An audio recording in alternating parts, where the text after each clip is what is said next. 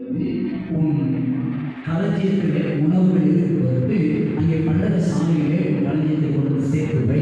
அப்பொழுது நான் வானத்தில் பலகனைகளை திறந்து உன்னை ஆசீர்வதிக்கிறேனா இல்லையான்னு சொல்லிப்பார் அப்படின்னு சொல்லி இந்த ஆண்டவர் கேட்டார்.